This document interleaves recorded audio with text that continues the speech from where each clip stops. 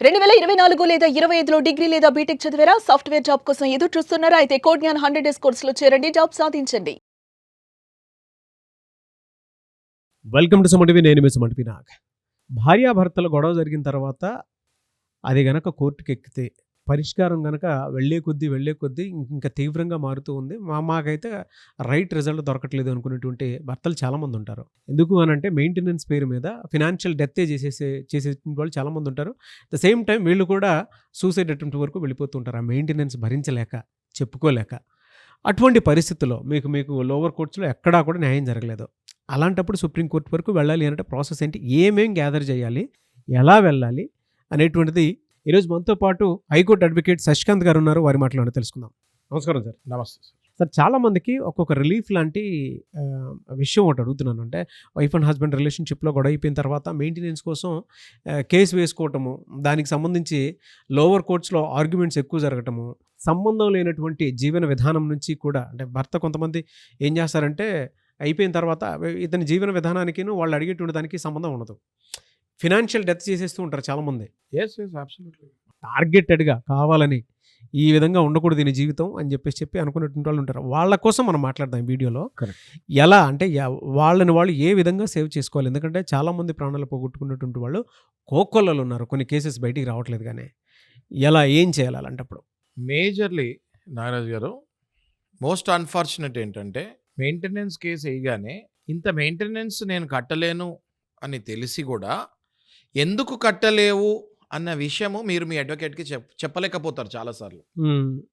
Opposite ఎప్పుడైతే advocate వేస్తారో మెయింటెనెన్స్కి, మీ వైపు ఉన్న అడ్వకేట్కి మీరు సరిగ్గా ఇన్ఫర్మేషన్ చెప్పలేక, నెంబర్ 1 పాయింట్.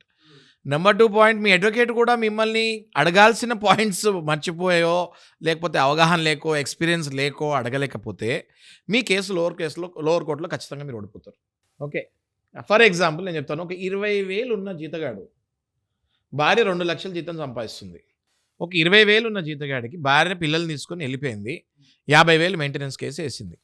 ఆ 50,000 మెయింటెనెన్స్ కేసుకి ఆమె ఏం చెప్పింది అంటే, ఆయనకి ఇంత జీతం ఉంది, ఇంత ఇప్పుడు జీతం తక్కువ ఉంది, ఇంతకుముందు బాగా జీతం సంపాదించాడు, ఆయనకు సేవింగ్స్ ఎంత ఉన్నాయి, బ్లా బ్లా బ్లా అని చెప్పేసి బోల్డ్ రాసి ఒక పిటిషన్, మెయింటెనెన్స్ పిటిషన్ ఇస్తాం జరుగుతుంది. అదే ఇటువైపు ఉన్న వ్యక్తి, నా జీతం 20,000 ఉంది, గతంలో నాకేం ఇన్కమ్ లేదు, ఇదిగో నా 12 నెలల బ్యాంక్ స్టేట్మెంట్, కావాలంటే నా 10 ఏళ్ల బ్యాంక్ స్టేట్మెంటు. ఎంత ఉంటుందండి? డబ్బులు లేనివాడికి 10 ఏళ్ల బ్యాంక్ స్టేట్మెంట్ కూడా ఇంతే ఉంటుంది. అవును, ఇంతే ఉంటుంది. 4,000 ఉంటాయి 10 ఏళ్ళ స్టేట్మెంట్ కూడా. అంటే నెలకో 20,000 పడుతూ, లేకపోతే అసలు డబ్బులే పడకుండా ఉంటే నువ్వు 10 ఏళ్ళ బ్యాంక్ స్టేట్మెంట్ చేస్తే 4,000 వస్తాయి. అదే డబ్బులు ఉన్నవాడికి 10 ఏళ్ళ బ్యాంక్ స్టేట్మెంట్ చేస్తే ఇంత వస్తుంది.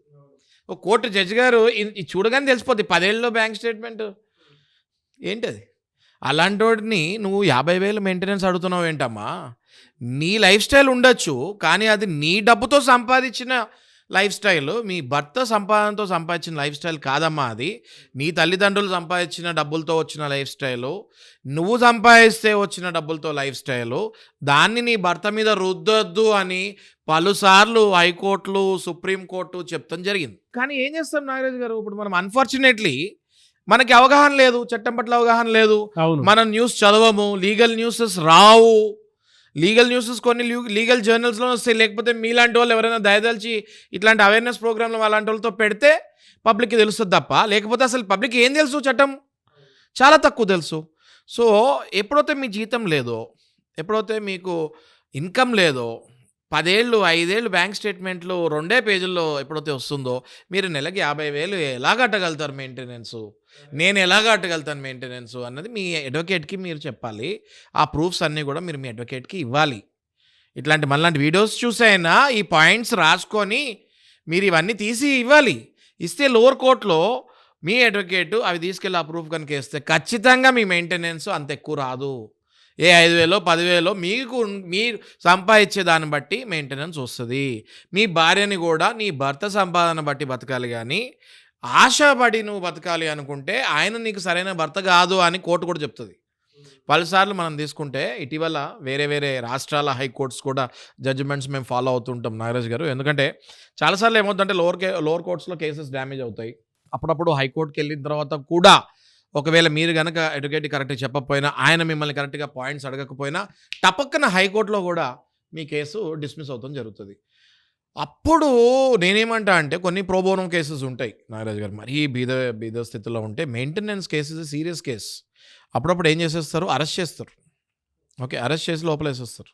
కాబట్టి సుప్రీంకోర్టు పలుసార్లు కొన్ని జడ్జిమెంట్స్తో సహా, కొన్ని పేర్లు తీసుకొని జడ్జిమెంట్స్తో సహా చెప్పింది ఏమిటి అంటే, మీ సంపాదన సరిగ్గా లేనప్పుడు, మీకు లోవర్ కోర్టులో న్యాయం జరగకపోయినా, హైకోర్టులో న్యాయం జరగలేదని మీకు అనిపించినా, దయచేసి మీరు సుప్రీంకోర్టు వరకు రండి.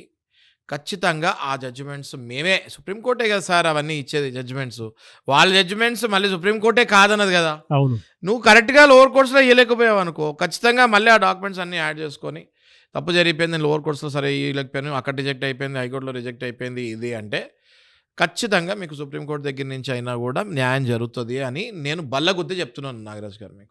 బట్ చాలా మందికి అంటే మీరు ఇందాక ఒక మాట అన్నారండి, నిజంగా అరెస్టులు అయ్యేటువంటి అవకాశం కూడా ఉంటుందని అక్కడ దాకా వెళ్తున్నారు, లైఫ్ సెంటెన్స్ దాకా వెళ్తున్నటువంటి వాళ్ళు కూడా చాలా మంది ఉన్నారు ఇటువంటి వాటిల్లో. లోవర్ కోర్టులో జరిగినటువంటి దాన్ని హైకోర్టు నుంచి సుప్రీంకోర్టు దాకా వెళ్ళొచ్చు అనేటువంటి ధైర్యాన్ని మీరు ఇచ్చినందుకు Correct. So thank you so much Shashikanth గారు. Thank you.